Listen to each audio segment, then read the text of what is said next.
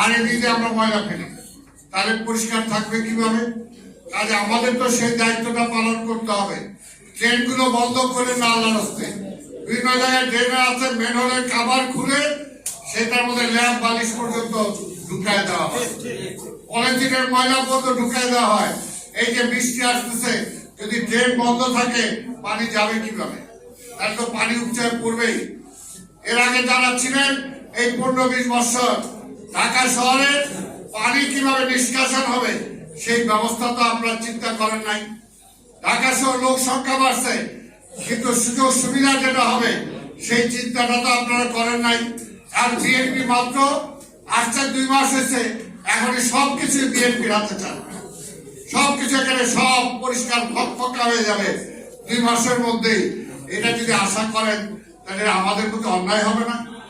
আমাদের সময় দেন, আমরা তো চেষ্টা করছি, পাশাপাশি আমরাও করি। আমি কোথাও আবর্জনা ফেলবো না।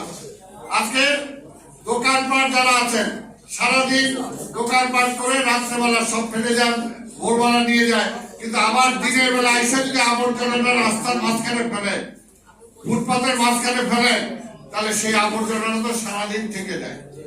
আর সেটা তো রাত্র ছাড়া সিটি কর্পোরেশনের কর্মচারীরা পরিষ্কার করে না। সারাদিন যদি আবর্জনাটা পড়ে থাকে আর যদি আপনি দোষ দেন সিটি কর্পোরেশন, তাহলে কিভাবে হবে? আজকে দেখেন সামনে ডেঙ্গু আসতেছে, চিকনগুনিয়া আসতেছে। এই যে 3 দিন আগে ঢাকা শহরে এটা জরিপ করার জন্য আমি প্রোগ্রাম দিয়েছি, কোথায় কোথায় ডেঙ্গু রোগের প্রাদুর্ভাব হচ্ছে। তখন আমার একটা টিম আমাদের নগর ভবনের কাছে পশু হাসপাতাল, আপনাদের কাছাকাছি, সেখানে আমাকে নিয়ে গেল। এই যে পশু হাসপাতালের ভিতরে ওই কোয়ার্টার আছে, কোয়ার্টারের পাশে দেখা গেল ওইখানে ওই টেলিভিশন না কিসের কক্সিট পড়ে আছে, সেটার মধ্যে বৃষ্টির পানি জমে সেখানে লার্ভা সৃষ্টি হয়েছে। একটা ভাঙা পাতিল, সেখানে লার্ভা সৃষ্টি হয়েছে। এটা যদি আর 2 দিন থাকতো, এই 2 দিন এটা মশা হয়ে যেত, মশা হয়ে এসে কামড়াইতো।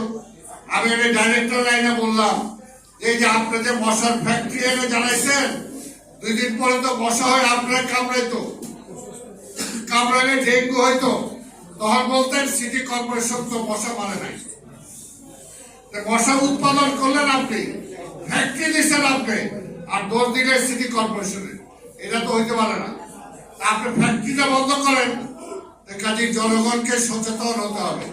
সামনে ডেঙ্গু আসতেছে, এখন থেকে আবার ঘর বাড়ি পরিষ্কার রাখতে হবে, আমার নিজস্ব ড্রেনগুলো পরিষ্কার রাখতে হবে। ব্রিজের নিচে যে পানি জমে, এখান থেকেও ডেঙ্গু হতে পারে। আপনাদের ফুল গাছের টব, সেটা যদি পানি থাকে সেখানেও ডেঙ্গু হতে পারে। এগুলো সব পরিষ্কার রাখার দায়িত্ব আমাদের। ঢাকা শহর পরিষ্কার রাখার দায়িত্ব আমাদের। সারা পৃথিবীতে জরিপ করে দেখা যায় ঢাকা শহর হলো অনেক দুর্গন্ধময়, যদি পরিবেশ নষ্টর দিক দিয়ে নাম্বার 1-এ থাকে। সেই নাম্বার 1-এর জন্য কি আমি দায়ী? আমরা সবাই দায়ী। যদি আমরা সবাই চেষ্টা করি তাহলে নাম্বার 1 হবে না, নাম্বার 1 পরিষ্কার পরিচ্ছন্নতার দিক দিয়ে হবে। সেই কারণে আমি বলি যে জনগণ আর সিটি কর্পোরেশন যৌথভাবে যদি আমরা চেষ্টা করি তাহলে সেটা সম্ভব।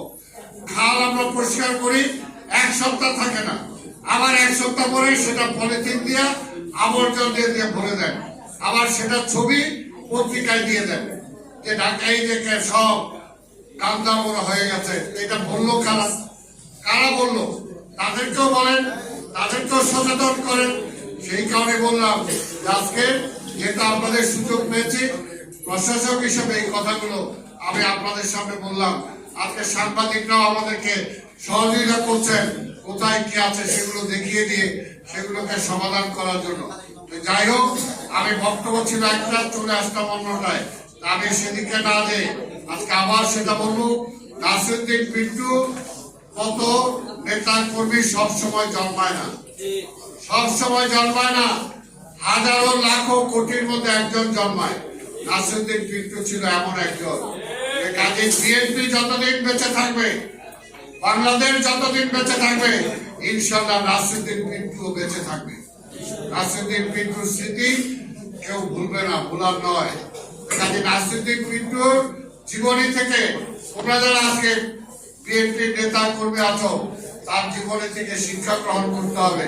সে দলটাকে কিভাবে ভালোবাসছে, নেতাদেরকে কিভাবে ভালোবাসছে, ডিসিপ্লিনটাকে কিভাবে ভালোবাসছে, জেলের ভিতরে বসে থাকাও সে কিভাবে দলের জন্য চিন্তা করছে এবং দেশের জন্য চিন্তা করছে।